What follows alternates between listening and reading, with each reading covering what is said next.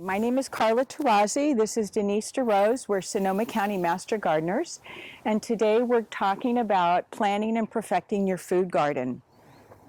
The purpose of our presentation today is to really help you in the planning process of your food garden, to think about issues that perhaps you haven't considered before, and to have a well-designed, productive food garden that optimizes your environment. So the first thing we're going to consider today may seem very basic, but very important, is where to put your vegetable garden. So a few things to think about. Vegetables need 5 to 6 hours of sun per day. So as you look at your garden, perhaps observe some of the different areas you're considering. And even when we got started with our vegetable garden, we took pictures throughout the day to look at the patterns of the sun.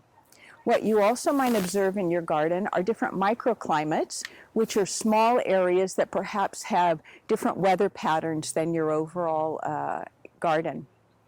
In the microclimates, you might notice that some areas are windier than others.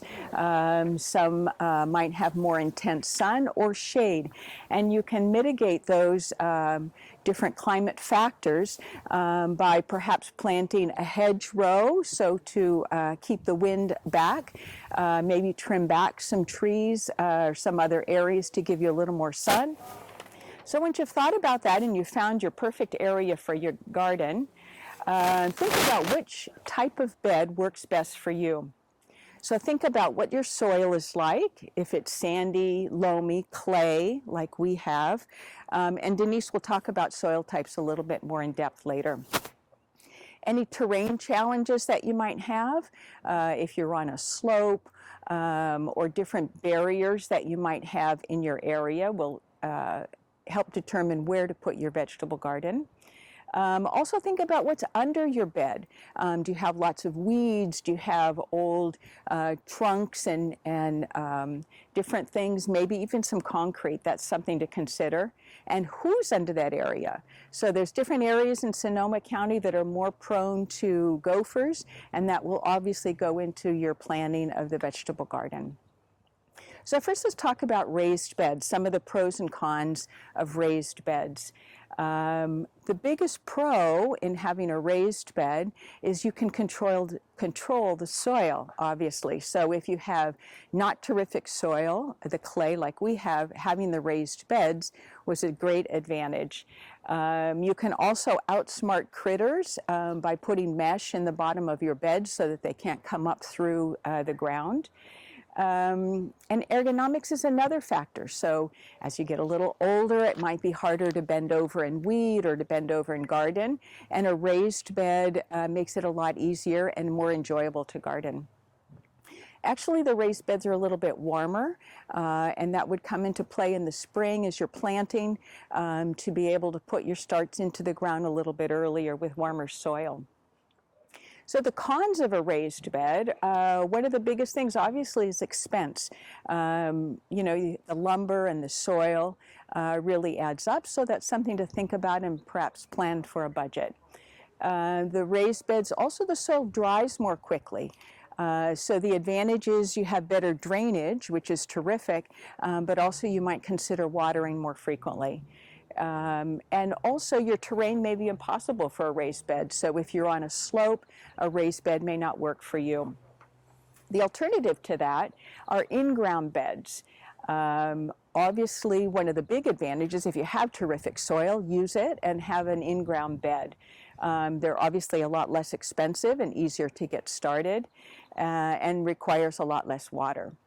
The disadvantage to an in-ground bed is that it's really harder to change the soil quality. So you can compost from year to year, which is highly recommended, but it does take some time to really substantially change the quality of your soil. Also, it's harder to control critters, so there's no barriers underneath, and they might be enjoying your vegetables as much as you do. Ergonomically, it's difficult to bend over and squat on the ground and do gardening, so that might be something for you to consider. And also, it warms more slowly in the sun. So Denise has a great example of a garden, a raised bed that she's going to share. Just a little model, little scale model of what you could construct for a raised bed. This would require 2x12s. It would require 3 2x12s, 8 feet long. So we have an 8-foot section, an 8-foot section, and then your sides are 4 feet long. And then a 4x4, like 2 4x4s, 8 feet long, so you can do your corner supports. Just gets screwed into the sides of the 4x4s. Very easy, you know, almost no sawing required. But the most important part is the mesh on the bottom. You don't want to use chicken wire. You never want to use chicken wire. You want to use aviary wire of this dimension, which will last you for many years and befuddle most critters that are trying to get to your bed from below. When you decide what kind of bed you're going to have, then the next thing to consider is what kind of irrigation you're going to have. Obviously, furrow and basin irrigation. Furrow irrigation is dig a trench, plant on either side of the trench, water flows down the trench. Variation of that is basin irrigation, where you have a donut around a plant that's depressed soil and you water that donut.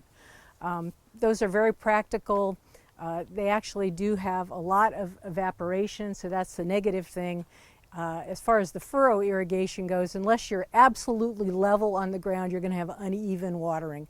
It tends to get water in the beginning of the trench, not so much at the end of the trench, so I don't like that much. Hand watering, obvious, tried and true. What's good about it is it's precise. You can look and say, you need some water, you don't need much, and you can take care of that. What's also good about it, it's nice and meditative, but that's a negative as well, because you got to get out there every day or so and make sure you're paying attention. You can't put the timer on, you got to be there. The other negative about it is if you're hand watering with a hose, no matter what kind of attachment you've got on it, you're going to be getting the leaves wet on the plants, which is great for lettuce, carrots, brassicas, not good at all for tomatoes, peppers, eggplant, things like that. The other problem with hand watering is that you tend to wash away your soil, expose your roots. So to be considered, but obviously an option. Sprinklers are another option, overhead sprinklers. What's good about them, they're great in sandy soil. They're not good in clay soil because it just doesn't absorb fast enough in clay soil. They're great for leaf crops like lettuce and brassicas. Again, for the same reason about diseases, they're not good for tomatoes and other plants like that. But it is an option. And I think the worst thing about sprinklers is it's the highest rate of evaporation. You lose the most, and even this year when we have lots of water, we do still need to be concerned about that. Drip irrigation is, I think, the gold standard. And I've done a little model for if I wanted to use drip irrigation in a bed. I would use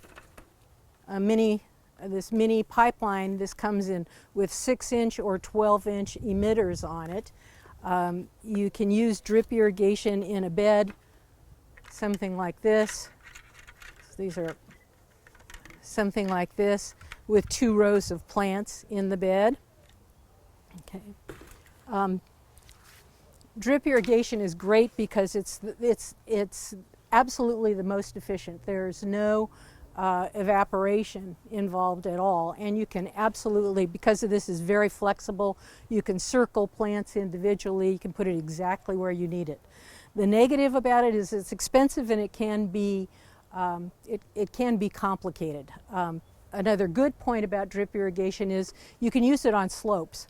You can't use sprinklers on slopes, you can't use furrow or even hand watering sometimes on slopes, but they do have pipes.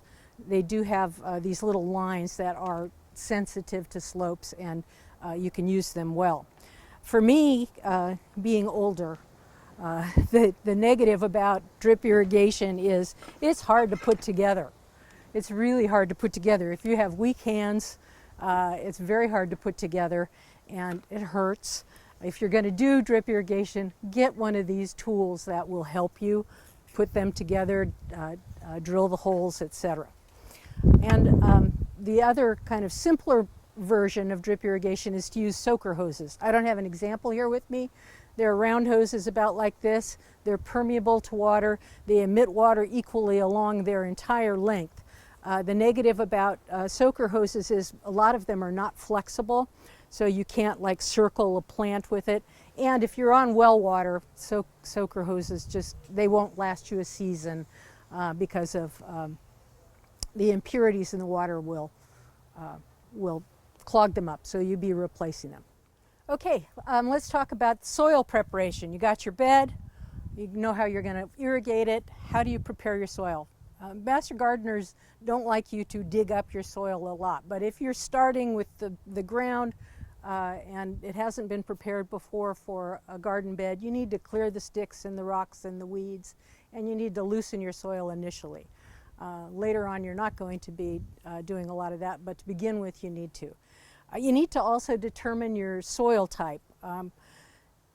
You probably know, but there is an easy test for determining your soil type.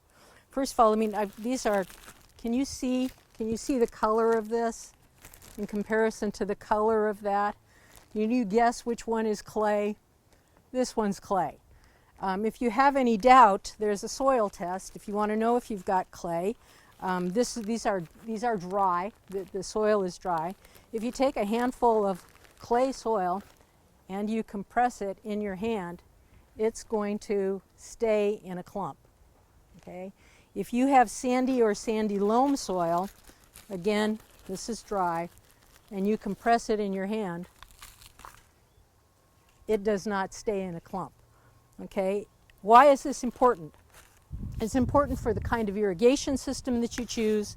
It's also important for knowing how to amend your soil.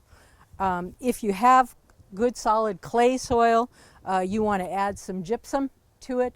You also want to add compost. If you have sandy soil, you always want to add compost. But a good thing to look at is what kind of soil that you have. You also want to check your drainage, which is determined by what kind of soil is in your garden. The way that you check your drainage is you dig a hole in your ground, 12 by 12 inches wide, 12 inches deep, and you fill it with water. Leave it alone for the night, come back tomorrow morning, and fill it again with water. The desired rate of drainage is going to go down 2 inches every hour. If it goes down slower than that, that's an indicator that you've got slow drainage clay soil. If it goes down faster than that, it's an indication that you've got more sandy soil that's going to drain quickly. When you have clay soil, you want to add gypsum and compost to amend that. When you have sandy soil, you want to add compost to amend that, to slow it down. Now, the other thing, you could go to all kinds of lengths to check for nutrients in your soil. We're not going to get into that because I just have to say, if you're adding compost, you're probably 90% of the way there. But you do need to know about the pH of your soil. pH of your soil measures the acidic versus the alkaline content of your soil on a scale of 1 to 14. 1 is the most acidic, 14 is the most alkaline, 7 is neutral. So the best, the most desirable pH for vegetables is somewhere around 5.8 to 6.3. You can go to your local hardware store and get a pH test. This is probably about $9 for a pH test. There are many tests in there. I recommend doing it at least once. If you want to lower your pH and increase your acidity in your soil, you add compost. If you want to raise your pH and decrease your acidity, you add lime. So something for you to look at. So you know what kind of beds you've got, you know what kind of irrigation you're going to use, you know whether your soil is clay or sandy and how to amend it. Now, how are you going to plant that bed? First of all, I want to say that your beds, your rows should be running north to south in your bed. That's important. Let's think about this for a second. North to south, north to south. The sun rises in the east and sets in the west. If your rows are going north to south, your plant is getting sun as the sun rises and sun as the sun sets. If your rows are going this way, it is not nearly as efficient. So you want to make sure that your rows are going north to south. What should the rows look like? They should be maybe 8 to 10 inches tall, like 5 to 8 inches across the top.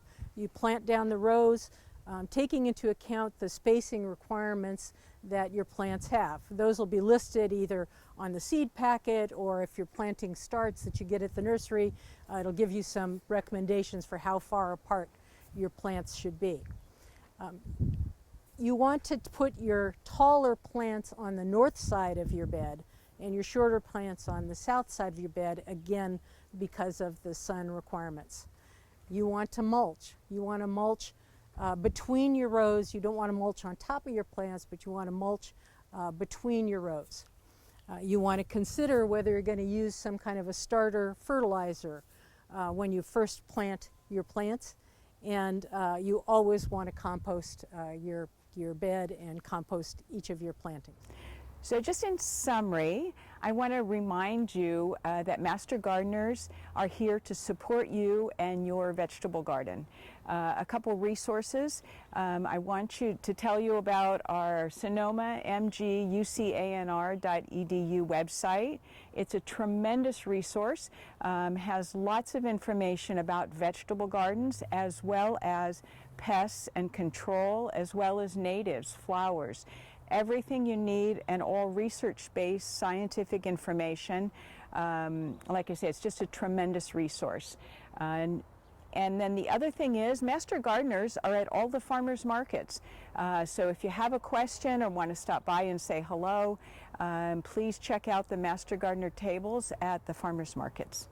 And lastly, you may not know that we have a help desk that's absolutely amazing.